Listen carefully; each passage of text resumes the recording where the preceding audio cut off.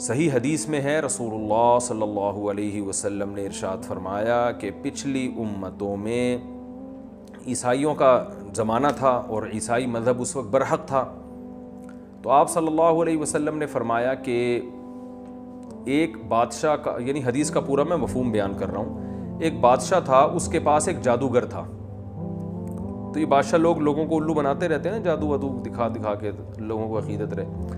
تو وہ جادوگر جب بوڑھا ہو گیا تو اس جادوگر نے بادشاہ سے کہا کہ میں مرنے والا ہوں، تو کوئی ایسا نوجوان ہو جس کو میں یہ جادو سکھا دوں تاکہ وہ تمہارے کام آ سکے، تو کوئی نوجوان ہو تاکہ ذرا لمبی عمر ہو، تمہاری خدمت کر سکے گا۔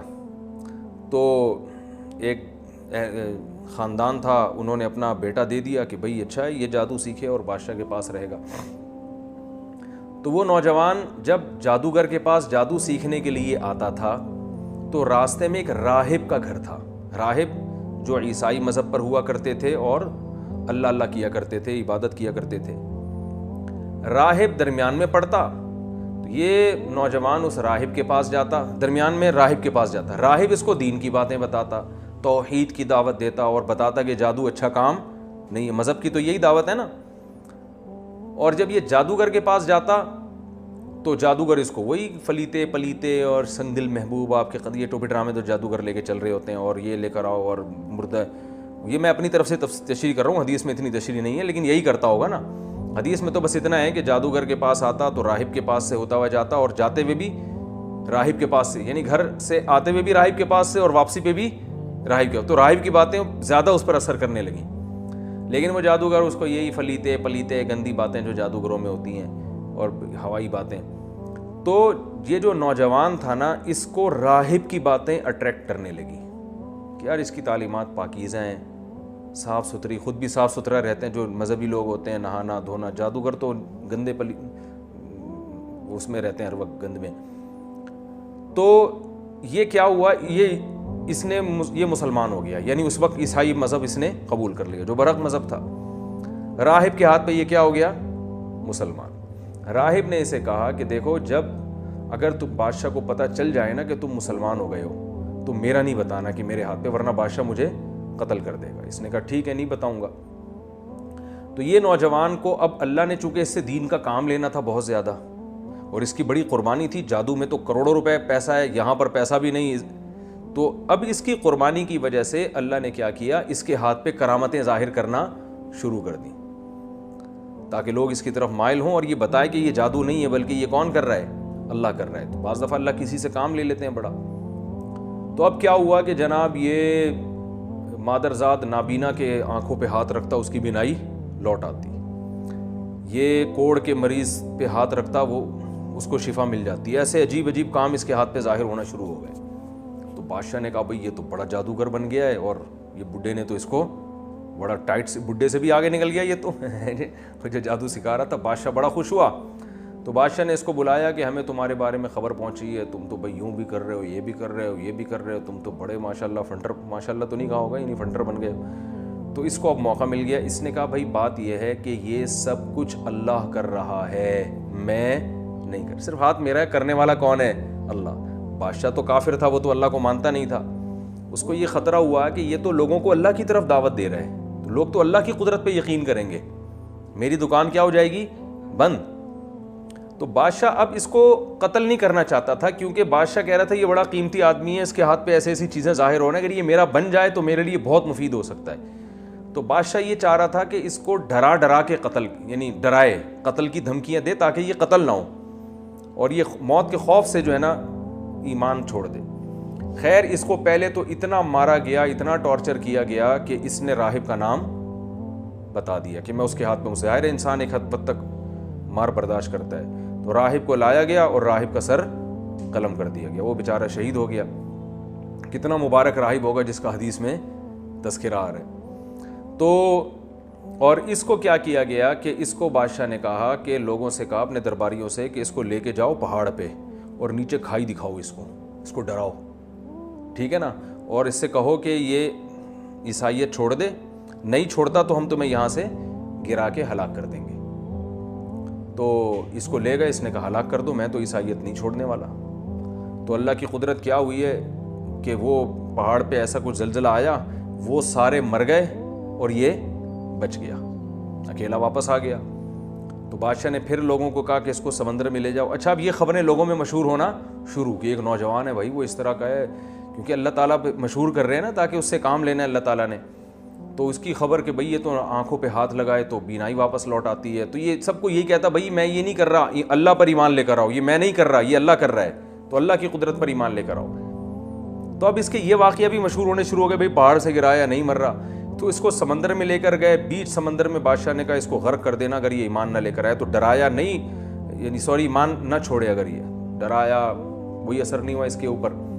تو وہ کشتی الٹ گئی, سارے مر گئے, اس کو اللہ نے بچا لیا, یہ پھر واپس لوٹ آیا. کشتی الٹ گئی یا کیا ہوا مجھے پوری تفصیل جتنی حدیث میں ملتی ہے, بس یہ کہ وہ غرق ہو گئی, یہ بچ گیا. تو جب یہ واپس آیا تو جب بادشاہ نے ساری کوششیں کر لیں کہ بھئی یہ اچھا لوگ آہستہ آہستہ مسلمان ہو رہے ہیں, تو اس نے بادشاہ کو کہا کہ اے بادشاہ اگر تو مجھے قتل کرنا چاہتا ہے تو جو طریقہ میں بتاؤں نا اس طریقے سے قتل کر. اب لوگوں میں تو شہرت ہو چکی تھی کہ بادشاہ نے سارے حربے استعمال کر لیے مگر یہ قتل نہیں ہو کے دے رہا. تو اس نے کہا جو طریقہ میں بتاؤں گا اس طریقے سے تو مجھے مارے گا تو میں قتل ہو جاؤں گا. بادشاہ تو چاہ رہا تھا اس سے جان چھڑائی, ہے تو ہمارے لیے مصیبت بن گیا ہے. بادشاہ نے کہا کیا طریقہ؟ اس نے کہا بھائی چوک پہ کھڑا کر کے میرے اوپر تیر مار اور یہ کہے بسم اللہ و ربی ھذا الغلام, بسم اللہ ربی ھذا الغلام, اللہ کے نام سے جو اس لڑکے کا رب ہے. یعنی اس نوجوان نے یہ قربانی دی کہ جب یہ بادشاہ یہ اناؤنس کرے گا نا, یہ لفظ بولے گا تو لوگ کہیں گے بھئی اللہ کا نام لینے سے تو قتل ہو رہا ہے, ویسے قتل نہیں ہو رہا. یعنی بسم اللہ کی برکت بھی سامنے آئے گی اور لوگ اللہ پہ اور یقین کریں گے. تو نوجوان نے یہ قربانی دی.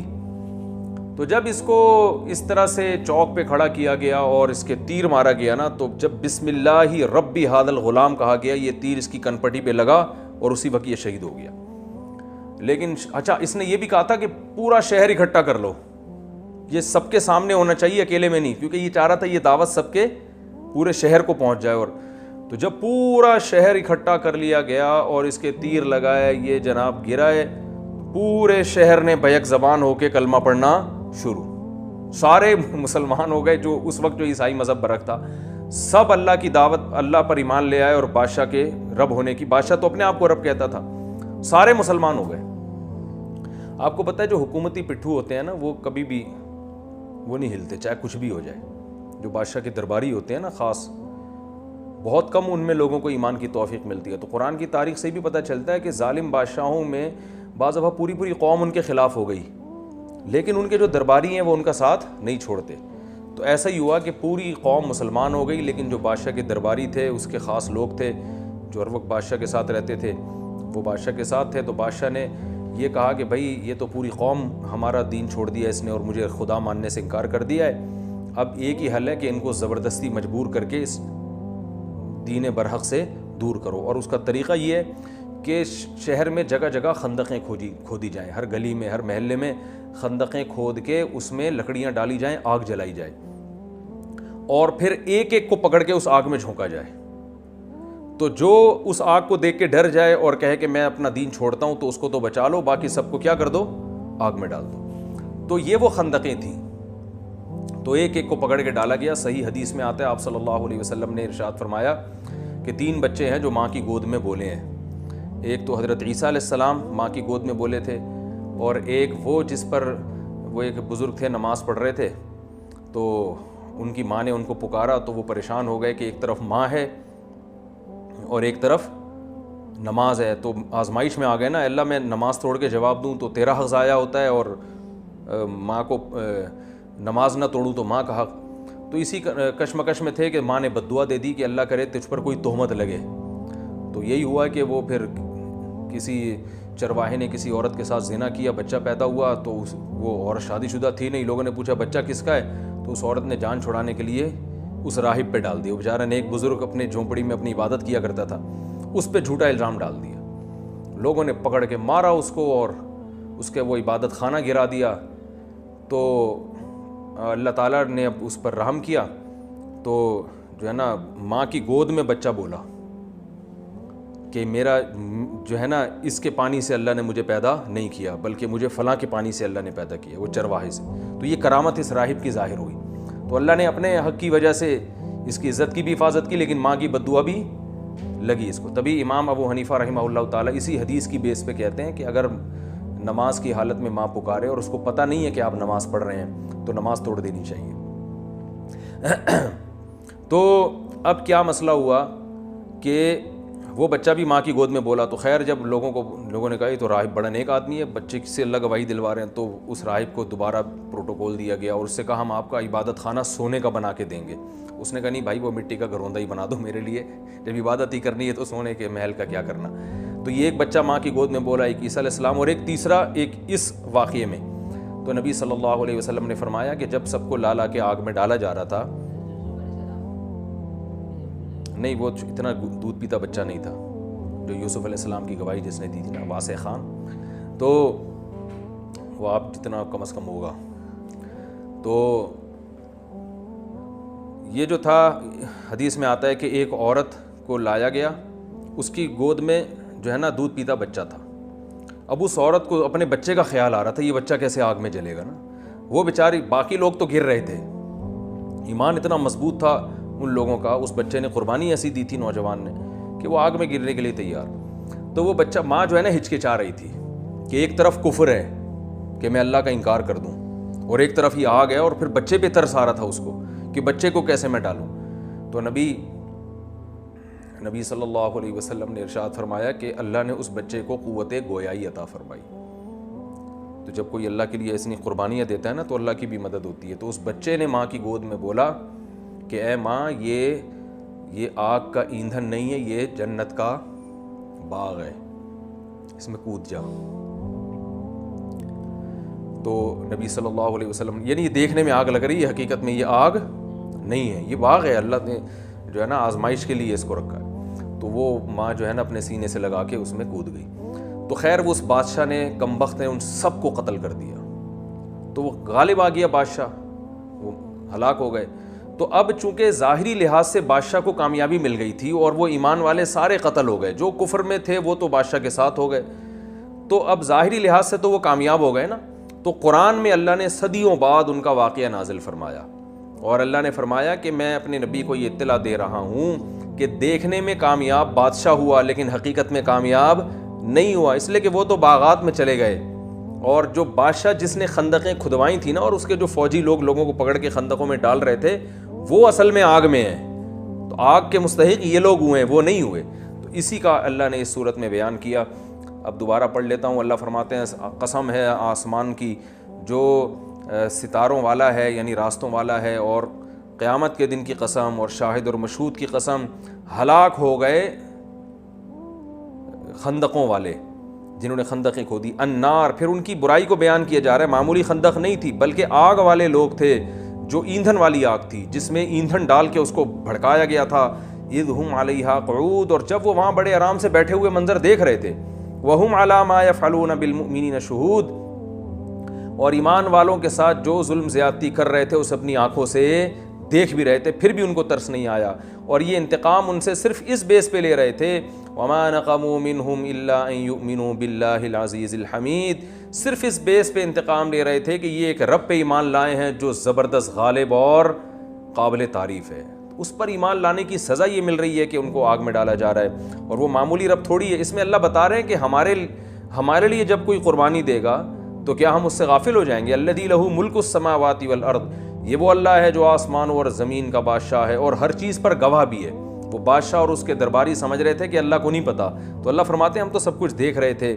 پھر اللہ نے فرمایا ان الذین فتنوا المؤمنین, وہ لوگ جنہوں نے مومنین کو فتنے میں ڈالا, آزمائش میں ڈالا, اور مومن عورتوں کو, پھر ان میں سے کسی نے توبہ اگر نہیں کی تو ان کے لیے جہنم کا عذاب ہے اور آگ والا عذاب ہے. تو یہ سمجھ رہے تھے ہم نے ان کو آگ میں ڈالا ہے, مگر حقیقت میں آگ میں کون جلے گا؟ وہ لوگ جلیں گے جنہوں نے ڈالا تھا. اور فرمایا جن کو آگ میں ڈالا تھا ان کا حال کیا ہے؟ ان الذین آمنوا وعملوا الصالحات, جو ایمان لائے اور نیک اعمال اختیار کیے, لہم جنات تجری من تحتها الانہار, ان کے لیے باغات ہیں جن کے نیچے نہریں بہتی ہیں. تو اسباب کی دنیا میں نظر کیا آ رہا ہے؟ حقیقت کچھ اور ہے. نظر تو آ رہا ہے کہ یہ آگ میں جل رہے ہیں, حقیقت میں یہ کس میں داخل ہو رہے ہیں؟ جنت کے باغات میں. ذالک الفوز الکبیر, یہ بہت بڑی کامیابی ہے. اور اللہ نے فرمایا کہ جو لوگ مومنین پر اس طرح ظلم کر رہے تھے تو یہ باخبر ہو جائیں, ان بطش ربک لشدید, تیرے رب کی پکڑ بہت سخت ہے. بعض دفعہ ظالموں کو اللہ ڈھیل دیتا ہے, جیسے اس بادشاہ نے قتل کر دیا, سب کو مار دیا, کچھ بھی نہیں ہوا اس بادشاہ کو. تو اس کا یہ مطلب نہیں ہے کہ رب پکڑتا نہیں. اللہ فرماتے ہیں تیرے رب کی پکڑ بہت شدید ہے. انہ ہوا یبدئ و یعید. سوال پیدا ہوتا ہے اللہ تو پکڑتا تو ہے نہیں, ظالم تو گھوم رہے ہیں. تو اللہ نے فرمایا جو اللہ پہلی دفعہ پیدا کرتا ہے وہی دوبارہ بھی پیدا کرے گا. وہ قدرت رکھتا ہے. تو ابھی ایک حیات ہے, ابھی ایک اور زندگی آنے والی ہے, مر کے ختم تھوڑی ہو گئے, دوبارہ حساب و کتاب کے لیے اللہ کے سامنے کھڑے ہو گئے. وَهُوَ الْغَفُورُ. ہاں اللہ تعالیٰ دھمکی دینے کے ساتھ امیدیں بھی دلاتے ہیں کہ اب تک اگر کسی نے ظلم زیادتی کی ہے, ایمان نہیں لایا, نیک اعمال اختیار نہیں کیے, تو وہ مایوس نہ ہوں, کیونکہ اللہ کی ایک صفت یہ بھی ہے کہ جہاں وہ انتقام لیتا ہے وہاں وہ غفور اور ودود بھی ہے. غفور بہت زیادہ مغفرت کرنے والا, الودود بہت زیادہ محبت کرنے والا. تو ایمان والوں کو ایسے کیسے چھوڑ سکتا ہے؟ اور آج بھی اگر کوئی ایمان لے آئے, اسلام قبول کر لے, یا کوئی مسلمان ہے اعمال درست نہیں ہے, توبہ کر کے اعمال درست کر لے, تو اللہ فرماتے ہیں وہ محبت بھی کرنے والا ہے, بے پناہ تم سے محبت کرے گا. حل اتاک ذو العرش المجید, عرش والا ہے, اللہ کا عرش بہت بڑا ہے جس کی حقیقت ہمیں پوری طرح معلوم نہیں ہے. المجید بزرگی والا ہے. فعال لما یرید, جس چیز کا ارادہ کر لے اسے کر گزرتا ہے. تو اتنے طاقتور بادشاہ سے جو ہے دشمنی لینا یا اس کی مخالفت کرنا عقل مندی کا کام نہیں ہے. فرمایا اگر تمہیں یقین نہیں آتا اللہ کی طاقت کا کہ اللہ جس چیز کا ارادہ کر لے وہ کر گزرتا ہے, تو اللہ فرماتے ہیں حل اتاک حدیث الجنود, لشکر والوں کی خبر پہنچی ہے تمہیں؟ جیسے ہم کسی کو بتا رہے ہوتے ہیں نا, بھائی میں بڑا طاقتور ہوں, اگلا مان نہیں رہا تو آپ کہیں جا کے ذرا پوچھو وہ فلاں پہلوان کا کیا حال ہوا تھا, میرے ساتھ رنگ میں اکھاڑے میں آیا تھا, کیسا پٹخا تھا. ایسا ہی ہوتا ہے نا. اللہ بھی بتا رہے ہیں یقین نہیں آتا نا کہ میں جو سوچتا ہوں کر گزرتا ہوں, تو تمہیں اگر یقین نہیں آتا تو لشکر والوں کی خبر پہنچی نہیں پہنچی تو ہم بتاتے ہیں فرعون اور سمود یہ ہیں لشکر والے, ان سے پوچھو. ان کی سلطنت کے کھوٹے زمین میں گڑ گئے تھے. تو اللہ فرماتے ہیں ہم نے ارادہ کیا وَنُرِيدُ أَن نَمُنَّ, سورہ قصص میں اللہ نے بیان کیا, أَن نَمُنَّ عَلَى الَّذِينَ اسْتُضْعِفُوا فِي الْأَرْضِ. بنی اسرائیل جو ظلم کی چکی میں پس رہے تھے, ان کے مرد قتل ہو رہے تھے, آخرت کو سامنے رکھنا چاہیے. اس سے جو ہمیں مین سبق ملتا ہے, آخرت کو سامنے رکھنا چاہیے. وہ اگر صحیح چل رہی ہے تو غموں میں بھی آپ کامیاب, وہ اگر ٹھیک نہیں چل رہی تو خوشیوں میں بھی آپ ناکام ہیں. تو یہ بنیادی اور اس میں ظلم کی بھی جو ہے وہ برائی بیان ہوئی ہے کہ ظالم اترائے نہیں اور مظلوم پہ ظلم کر کے. دیکھو برما میں کیا ظلم ہوا, روہنگیان میں کیسے مسلمانوں کو جلایا گیا, کیسے ان کو مارا گیا. تو جو مارنے والے ہیں وہ دندناتے پھر رہے ہیں. تو بھائی دنیا کی پکڑ سے بچ سکتے ہو, آخرت میں نہیں بچو گے.